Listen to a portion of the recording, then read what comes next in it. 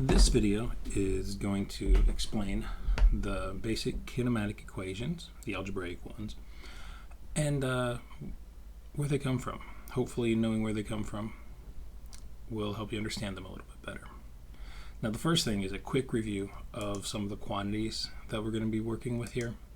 Position, displacement, velocity, acceleration, and time.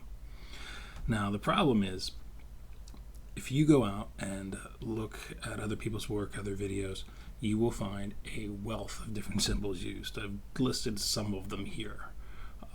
Position tends to be an x, although not always, but even then you've got x naughts, xi's, t's, and f's. Displacement, I've seen d's, s's, delta x's, velocities, s's, v's, sometimes u's. Let me clarify with the symbols I'm going to use.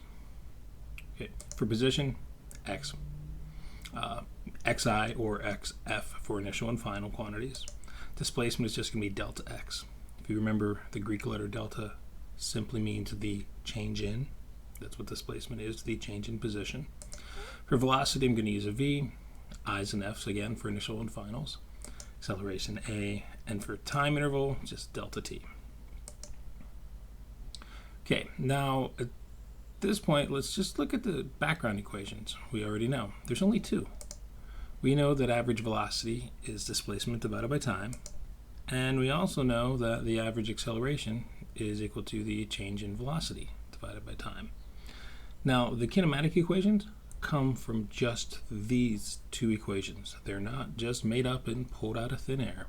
They come from just these two equations with one additional assumption. Now, this is the key to avoiding calculus when working with these equations. We have to assume that we have a constant acceleration. It's not always appropriate, but in many cases it absolutely is. It's a very good approximation. And it makes the math a lot easier. Now, what does that mean, assuming you have a constant acceleration? Here's a velocity time graph. Just one example where you see a changing acceleration. The velocity graph's curved. The slope is different at every point. Okay. Here is a velocity graph that has a constant acceleration. It is a steady change. Now the difference is in this first equation here for average velocity. From this first graph with the curve, how do you figure out the average velocity using algebra? It's curved. It's changing. You can't do a straight average. If you have a straight line like this graph, you can do a straight average. Average velocity would simply be 1/2 your initial value plus your final value. Just add the two velocity values at the beginning and end together, divide by 2. It's a straight average. That's where our first equation is going to come from. It's going to be this original definition of average velocity and this new way to find average velocity that only works when you have constant acceleration. So let's take those two equations. You can see they both are written in terms of average velocity is equal to some quantities, and just set them equal to one another.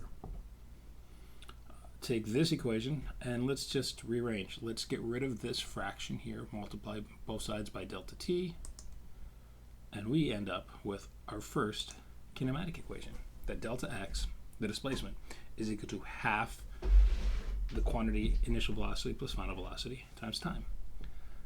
Basically, that is just saying that the displacement is equal to the average velocity times time.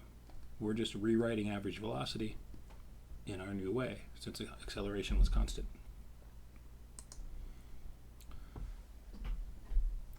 Now, to get the next equation, we need to go back and look at our average acceleration equation.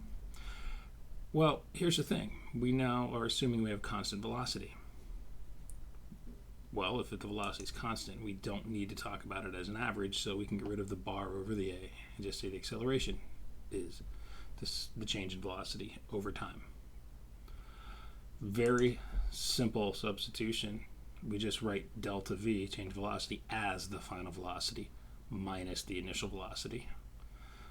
Multiply by t, rearrange just a little bit, and we get the second kinematic equation, the fact that final velocity is just equal to the initial velocity plus acceleration times the time interval.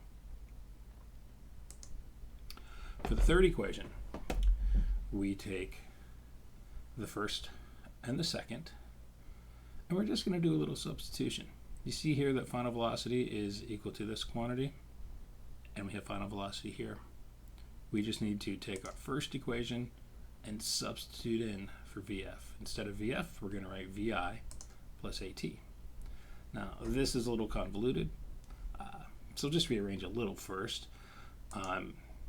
All we did was we brought the delta T over here for the half, combine the two VI's. Makes a little more sense. Last step is to just distribute, multiply everything inside parentheses by the half delta T. If you do that, you end up with the displacement equal to initial velocity times time plus 1/2 the acceleration times the square of the time.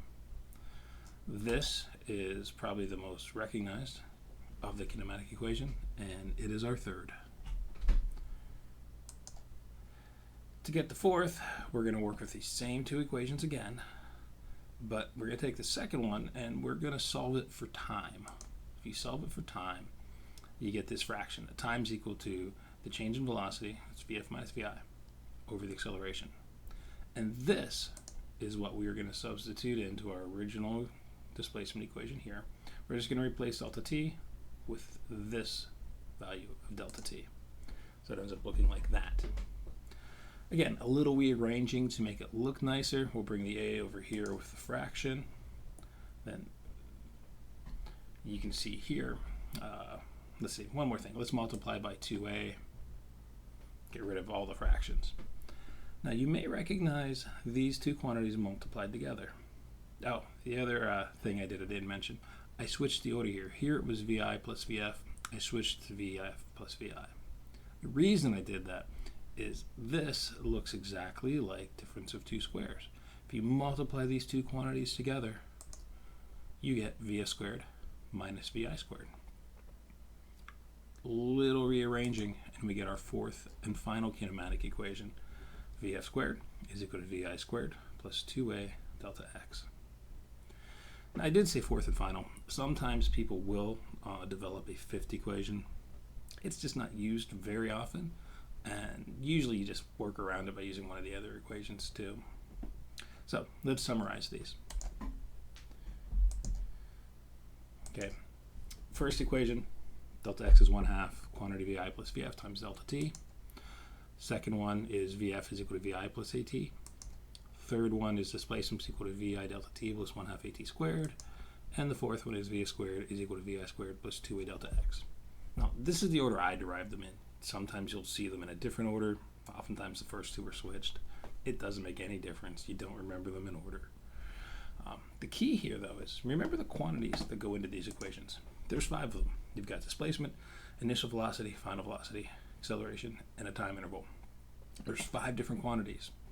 But if you look closely, each equation only has 4 different quantities involved. Now this one has time, but it shows up twice. It's still the same quantity. So with 5 available quantities and only 4 in each equation, there's one missing from each equation. And that's actually one of the easy ways to help you pick the right equation when you're doing a problem. So let's look at it this way. Every one of them has an uninvolved quantity or variable. This first equation doesn't have acceleration. The second one, I don't see displacement. The third one doesn't have final velocity. And this last one does not have time. Now, when we work through the problems, you'll see that making note of what is missing is actually going to help you really hone in on the proper equation very quickly.